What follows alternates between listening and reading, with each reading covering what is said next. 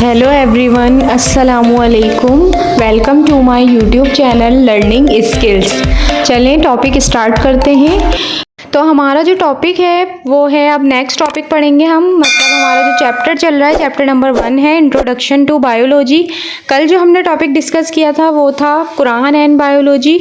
तो आज का हमारा जो टॉपिक है वो अब हम आज इंशाल्लाह स्टार्ट कर रहे हैं। उससे पहले अगर आप लोग मेरे और भी मतलब इस चैप्टर्स के लेक्चर्स कंटिन्यू करना चाहते हैं जो मैं दे चुकी हूँ, उसके लिंक डिस्क्रिप्शन में मौजूद है, आप वहाँ से विज़िट कर लीजिएगा।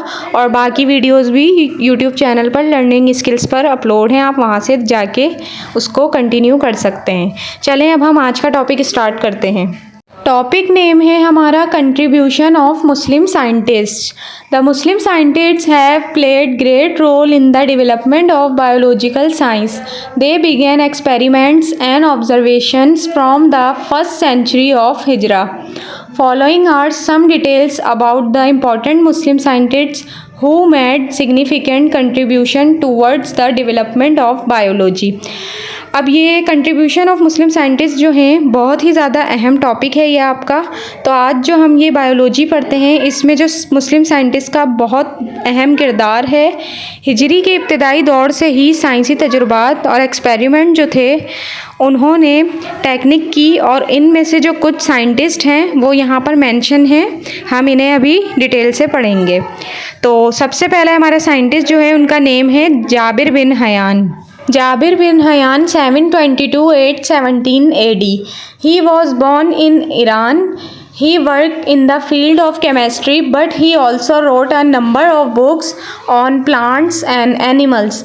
Al-Nabatiyat and Al-Haywan are his two famous books on plants and animals respectively.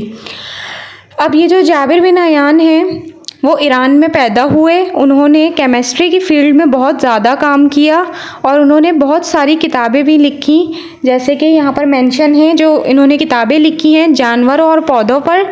इसमें से अल नबातियात जो है वो है इनकी मतलब अल नबातियात और अल हैवान जो है इनकी दो फेमस किताबें हैं, यानी फेमस बुक्स हैं प्लांट्स की और एनिमल्स की। प्लांट्स पर जो मतलब बुक बनाई गई है वो है अल नबातियात, और जो एनिमल्स पर बुक है वो है अल हैवान। उसके बाद नेक्स्ट हम देखते हैं, नेक्स्ट साइंटिस्ट का नेम है Abdul Malik असमई। 741-828 AD। He was great zoologist and wrote many books on animals like Al-Khil on horse, Al-Ibil on camels, Al-Shat on sheep, Al-Wahush on wild animals, and Khalqul Insan on the different parts of human body and their functions। अब इसमें जो बताया गया है ये जो हैं मतलब ये जो बहुत बड़े माहिर हैं समझें आप, जैसे हैवानियात के मतलब हैवानियात के जैसे यानी ज़ूलॉजिस्ट थे।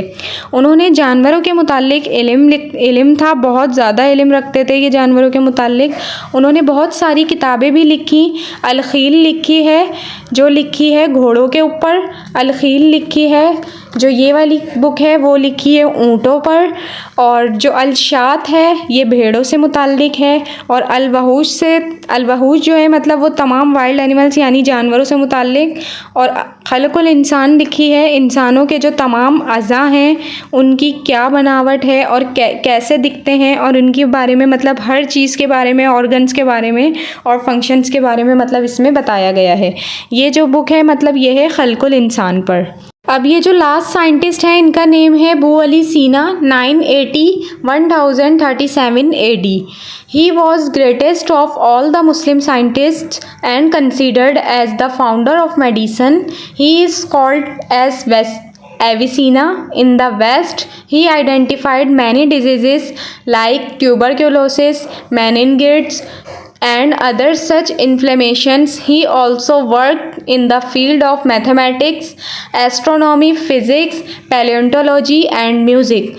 He wrote books like Al-Qanun and Fil-Tib Al-Shafa।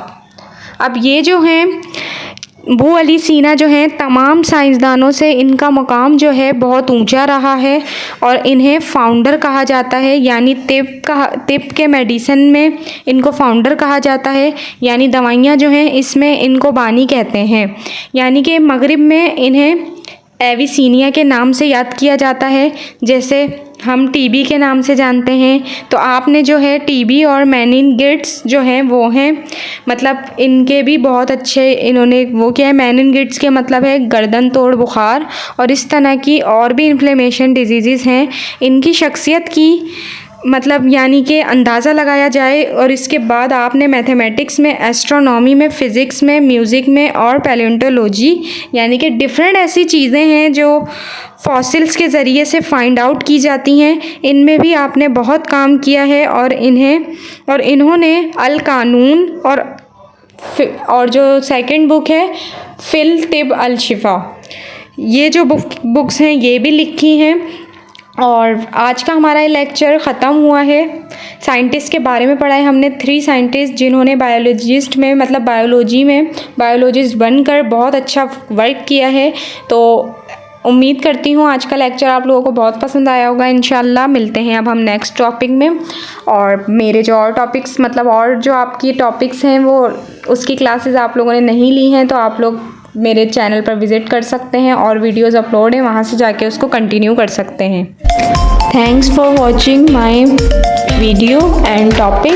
अगर आप लोगों को टॉपिक पसंद आए तो प्लीज़ सब्सक्राइब ज़रूर कीजिएगा चैनल को, और मेरी ऐसी बहुत सी वीडियोस आपको इंशाल्लाह मिलती रहेंगी। अब टॉपिक्स पर मैं डिस्कस करती रहूँगी, और जिस भी स्टूडेंट्स को कोई नीड हो किसी भी सब्जेक्ट की, कुछ भी पूछना हो तो आप मेरे कमेंट सेक्शन में पूछ सकते हैं, मुझे कमेंट कर सकते हैं। और इंशाल्लाह अब नेक्स्ट वीडियो में मिलेंगे। अल्लाह हाफ़िज़।